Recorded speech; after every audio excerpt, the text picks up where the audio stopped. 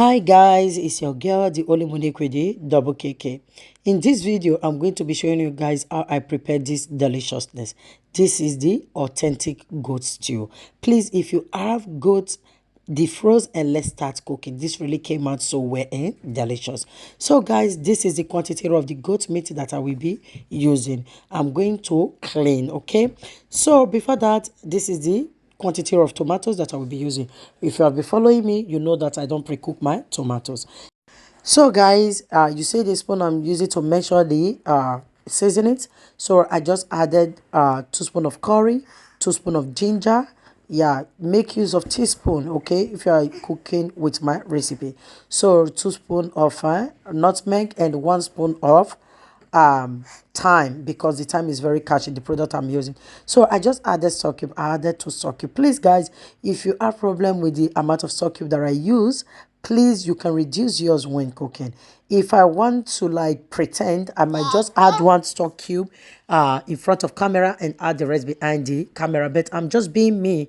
You did pay for my food, so there is nothing for me to lie for. So this is the amount I'm using because of the quantity of the stew that I'm cooking, because I see those comment a lot and I decide to just like clear it. Okay, so after adding all the seasoning, I leave to cook. Goat meat is very hard for it to soften. So you see the way I put the onion, so it's still the same thing. Now I'm going to stir again and cover it to come out tender. So after it's fully cooked, I'm going to remove it from fire, then fry with sunflower oil. So after doing all that, I just place a pot of fire, adding sunflower oil, and I will be using dry mackerel fish for this recipe. Oh my god. Now after leaving my sunflower oil to hot, I just pour in my diced onions. I'm going to stir for like 10 seconds. Guys, I just added 2 spoons of puree tomatoes, like the normal spoon we use to eat rice. Okay, so that's the measurement in case you are using my recipe. So I'm going to set to fry for 1 minute. So I'm frying on a high heat now. So after that, now I'm going to pour in my tomatoes. Like, I didn't let my tomatoes to come out 100% smooth. Yeah, I don't like tomatoes to always come out smooth like. But for this recipe, please don't let it to be smooth, okay? Rough blend it just like I did. Now I'm going to add in the blend onions and the blend scotch bonnet. Okay, you need it to be very spicy. Like, I just want it to be very spicy. So guys, I'm going to stir. After that, I'm going to add in the seasonings like the one we used before. So I'm just going to add in one spoon of curry, 1 spoon of ginger, 1 spoon of nutmeg, and half spoon of thyme. Okay, and I just added 2 stock cube, making it 4 stock cube in total that I used to cook. So if you are using the normal cup tomatoes, already blend tomatoes that I'm using, yes, I make use of 6 of it. Okay, you guys know the normal tomatoes that I use most, especially when you are based in Western country. So I make use of 6 of it. So now I just added in the stock water, then I'm going to stir. So after stirring, now I am going to cover it to cook. Now I cover to cook for about 20 minutes on a medium heat.